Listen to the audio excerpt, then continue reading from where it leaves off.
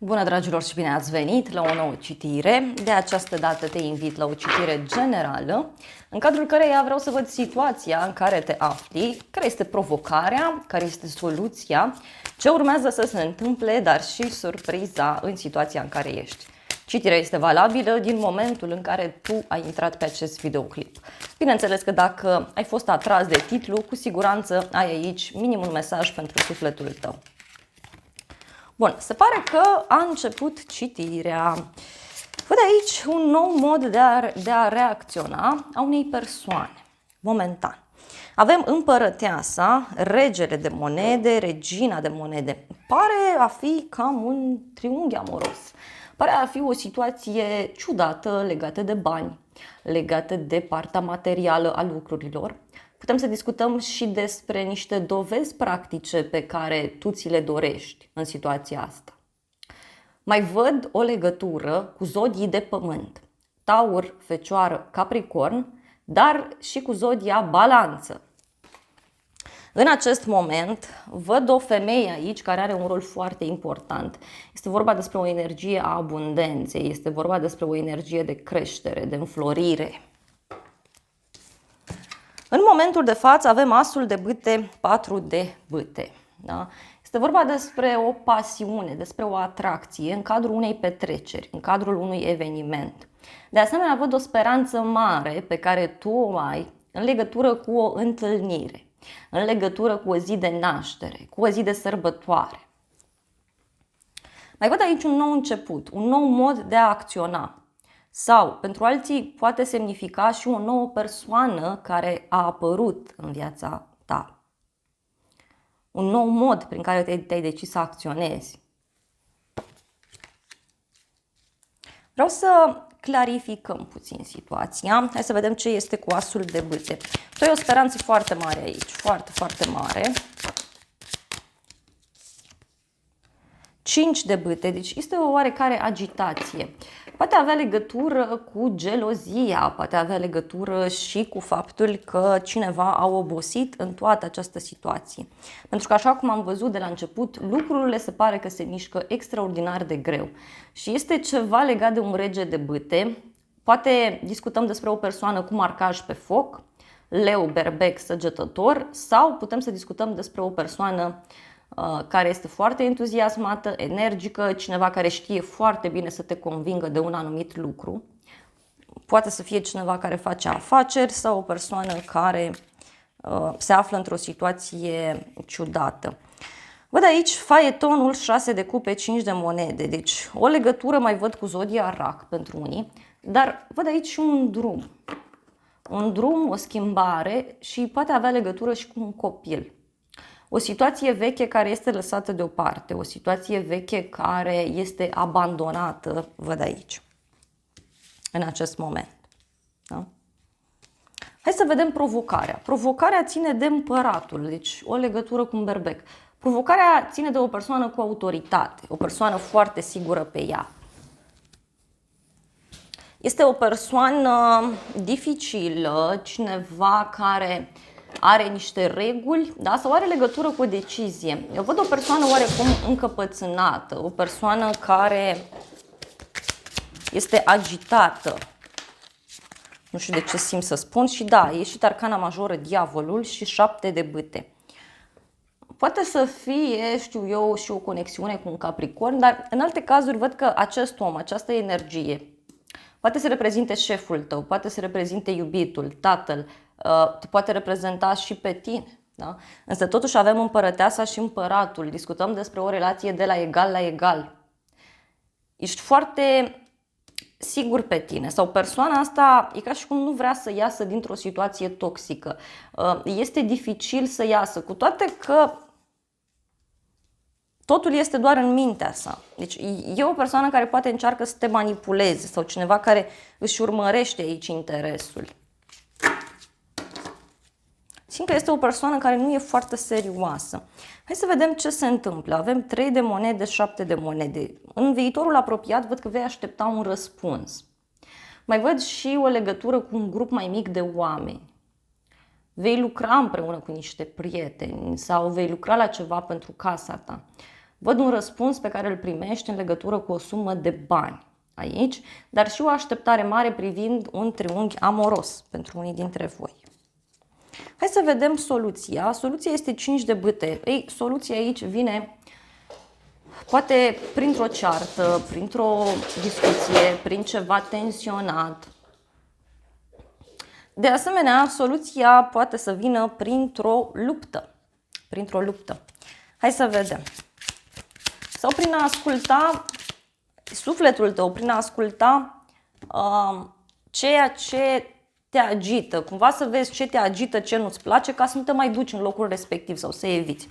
A ieșit justiția și 9 de monede, deci din nou o conexiune cu zodia balanță. E ca și cum soluția este să-ți ceri drepturile, soluția este să vezi cât valorezi și să spui, uite, eu valorez atât, eu nu vreau să stau în tensiunea asta, în situația asta ciudată.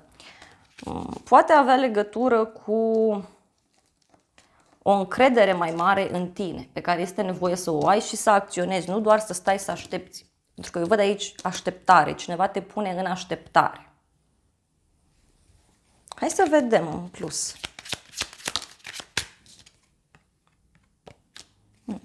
E ca și cum repari ceva în casă sau lucrezi aici pentru un ideal pe care tu îl ai.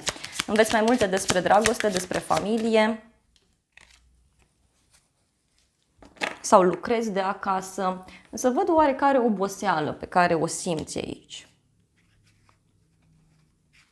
Și are legătură cu o speranță mare, în legătură cu o relație. Da? Hai să vedem în final. Avem regina de cupe, 8 de monede. Deci aici în final văd o legătură cu o zodie de apă, rac, scorpion sau pești.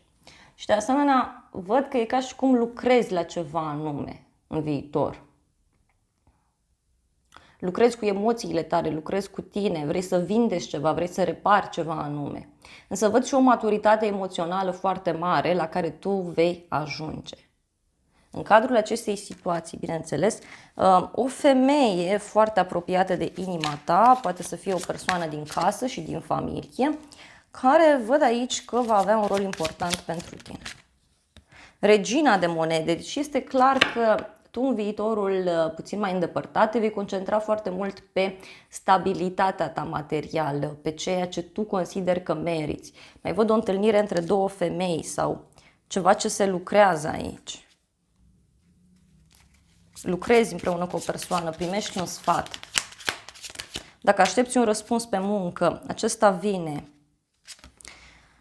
Și mai văd pe cineva care o să fie dispus aici să facă un compromis. Da?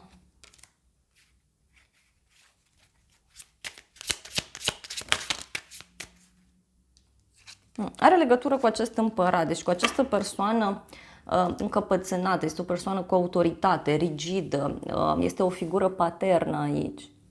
Deci niște reguli. Și aici vor fi niște discuții. Vor fi niște discuții doar că, așa cum spuneam, tu văd că îți vei susține poziția. Să vedem surpriza. Surpriza este valetul de spade. Surpriza ține de niște discuții pe care le vei avea cu o persoană anume. Surpriza ține de un adevăr pe care îl vei afla sau chiar niște bârfe, niște discuții ciudate. Un rege de spade, deci cineva dintr-o zodie de aer din nou, Gemeni, Balanță, Vărsător, sau surpriza vine prin niște acte, da? Prin niște acte.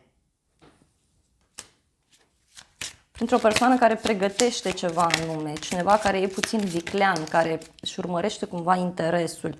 Poate discutăm de doi bărbați, da? Sau de cineva care pur și simplu răbufnește aici. Răbufnește. Pentru că în final văd aici o apăsare foarte mare pe care cineva o va simți. Cavalerul de cupe, deci e ceva legat de dragoste sau are legătură cu o veste pe care o primești de la o persoană dragă ție. Da? Și e cineva care rămâne dezamăgit în toată situația asta. Hai să vedem oracolul ce zice.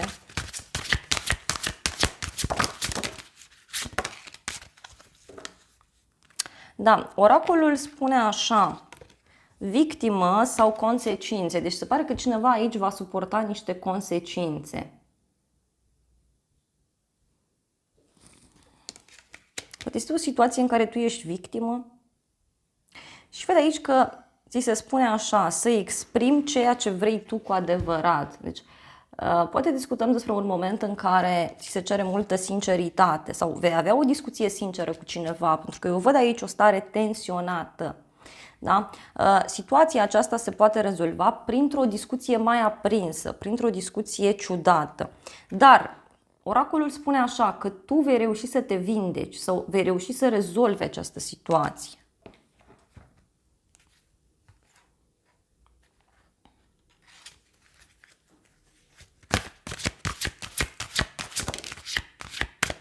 Este ceva legat de un suflet pereche, adică de o persoană foarte dragă sufletului tău. Fie este legat de dragoste, fie pentru alții este legat de un partener, de un prieten, de un coleg, de cineva din familie.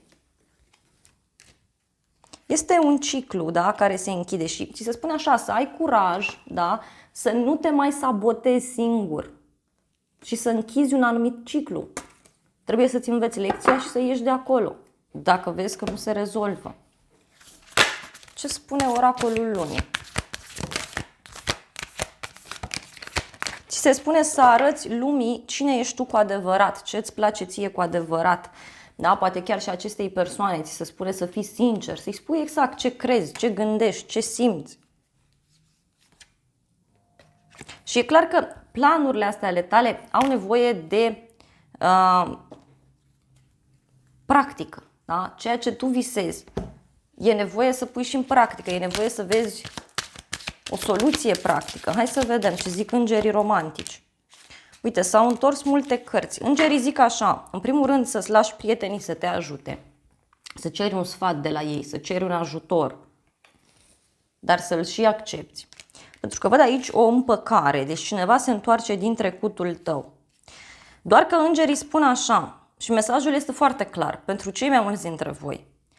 Renunță la fosta iubire sau renunță la ceva, pentru că a venit timpul să cureți energiile din viața ta. Ți se spune să fii atent la acele steaguri roșii care apar, la acele semne pe care universul ți le oferă. Deci, dacă vezi că ceva nu a funcționat, încearcă să nu mai insiști. Este ceva legat la o vreme de amiază sau ceva legat de o zi sfântă, de o zi mare. Simt ghidare să iau și un mesaj din partea îngerilor. Aici, așa cum spuneam, este o situație nedreaptă. Da? Nedreaptă și posibil acest împărat să fie pedepsit. Posibil acest împărat să fie pedepsit. Separare. Da? Separare. Asta zic îngerii. Și ți se zice așa că separarea nu este sfârșitul. Da? Iubirea, da, nu are un sfârșit, ea se transformă. Și ți se spune așa, cu toții facem greșeli. Cu toții facem greșeli. Dar este important să învățăm lecția și să nu le mai repetăm.